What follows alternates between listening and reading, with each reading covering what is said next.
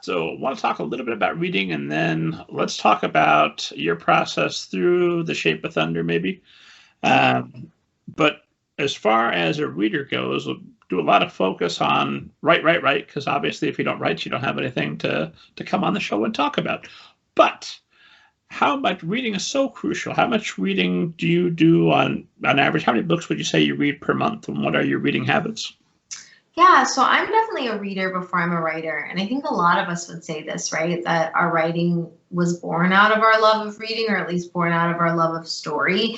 And I definitely learned how to write through reading and would figure out, try to, unpuzzle, like, why did that move me in the way it did? Why did those words arranged like that have that effect on my heart? And looking at these books. For my own reading habits, how much I read, I probably read maybe 5 books a month, but I also read to my kids. And so I read a lot of books with them. I read aloud to them, and they're entering the early chapter book phase, which has been lovely to get to enjoy stories that way. And I think that's also influencing my writing, to remember that storytelling was originally an oral form. And I think sometimes I forget that in my own writing, and how wonderful it is to share, the read aloud, which is obviously a big thing in middle grade culture. I hear about this all the time from teachers, and I'm always so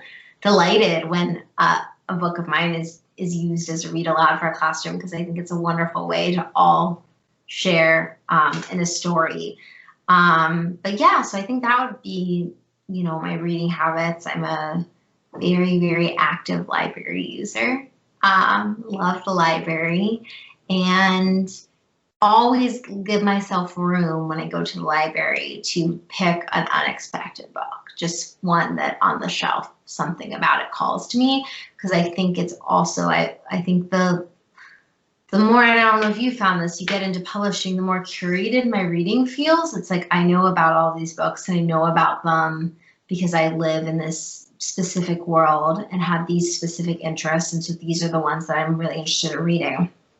And I'll always leave room, like I said, to just randomly select a book, because I think that was more my pattern of reading when I was a kid. And I think that's why I was surprised sometimes by what I responded to. I think I'm trying to push myself more out of my comfort zone with reading, in addition, to maybe trying my hand at new kinds of writing. But I am heavily in the balance of fiction. That's somewhere where I'm like, I think I'm a recovering art history major who read lots and lots of nonfiction with the history and the art history degree.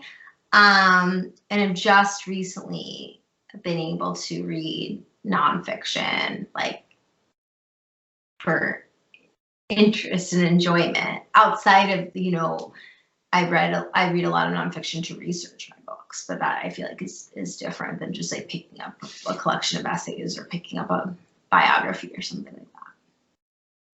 So you've got your research books you've got to read. You've got books you're reading with the kids, and then in the evening before bed, there you are with a good long book for as long as you can make. I mean, 5 books a month. You got to be making. You got to be a really fast reader.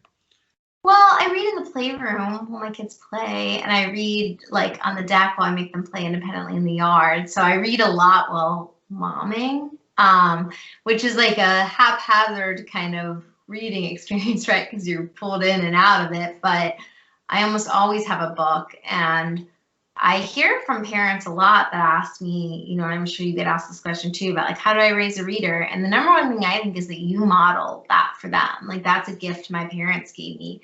My mom was always reading. She never went anywhere without a book. At my soccer practice, I looked over, she's reading a book. When we would go somewhere, she would have a book to read if we're waiting for a table to get called at the restaurant. That was something that I grew up seeing both of my parents read for pleasure. And that's something that's really important to me to like model for my own kids. So I definitely get my best reading done, like you said, in the evening, but I try to read during the day too, so that they see that that's a big part of my life. And that I always have a book, so I guess I've turned into my mother. That's another revealing thing about this podcast. Oh no, but yes. Well, I've never met your mother, but that sounds like a lovely quality. I assume she has others. If you're gonna pick up a habit from your parents, my God, heavy reading. That sounds like just top.